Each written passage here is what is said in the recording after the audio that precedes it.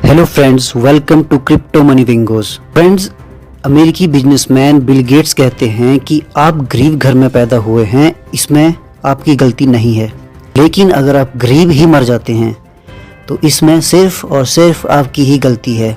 यानी इंसान कड़ी मेहनत की बदौलत अपने भाग्य का विधाता खुद बनकर अपना भविष्य तय कर सकता है। जी हाँ, कुछ ऐसे ही संघर्षों की राह पर चलकर अपना भाग्य और भविष्य लिखने वालों में से हैं पॉलीगन के संस्थापक जयंती कनानी, जिनका बचपन गरीबी के दहलीज से शुरू हुआ और जवानी के संघर्षों में गुजर गया। उनके पिता अहमदाबाद में एक कारखाने में कर्मचारी थे, जिसके चलते घर की आर्थिक स्थिति बहुत ही काम चलाऊ सी थी। जैसे तैसे परिवार का गुजारा हो पाता था।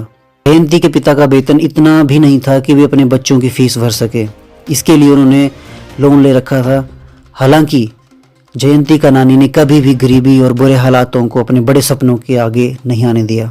कड़ी मेहनत के बदौलत उन्होंने 55,000 करोड़ रुपीस की एक क्रिप्टो कंपनी खड़ी की, जो भारत की पहली क्रिप्टो कंपनी बनी और साथ ही साथ जयंती कनानी भारत के पहले क्रिप्टो अरबपति बने।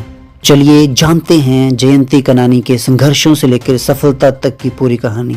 जयंती कनानी का जन्म गुजरात के अहमदाबाद में हुआ था। उनके पिता हीरे के कारखाने में काम करते थे, जिसके कारण जयंती का लालन पोषण बेहद अभाव में हुआ।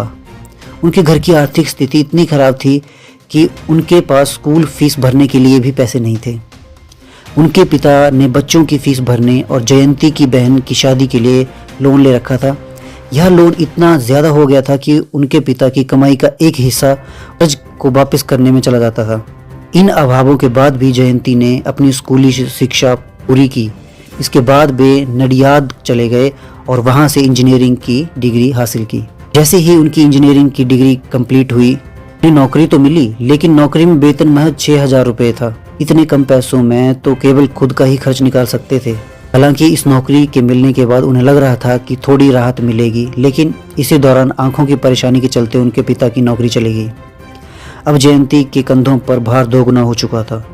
इस हादसे के बाद उनकी पारिवारिक स्थिति इतनी खराब हो गई थी कि जयंती अपने लिए लगातार एक अच्छी नौकरी की तलाश कर रहे थे और परिवार की मदद के लिए फ्रीलांसिंग के द्वारा मल्टीपर्पज प्रोजेक्ट पर काम भी कर रहे थे। अपने संघर्षों के दिनों में जयंती भाई एक नई कंपनी में काम करने के लिए जगह जगह भटक रहे थे। काफ़ी जद्दोजहद के बाद उन्होंने एक कंपनी में डाटा एनालिस्ट के तौर पर काम करना शुरू किया। वहीं उनकी मुलाकात संदीप नेलवाल और अनुराग अर्जुन से हुई। इन तीनों युवाओं के मन में कुछ बड़ा करने का जज्बा था और इसी जज्बे के दम पे उन्होंने 55,000 करोड़ रुपीस की एक क्रिप्टो कंपनी खड़ी कर दी।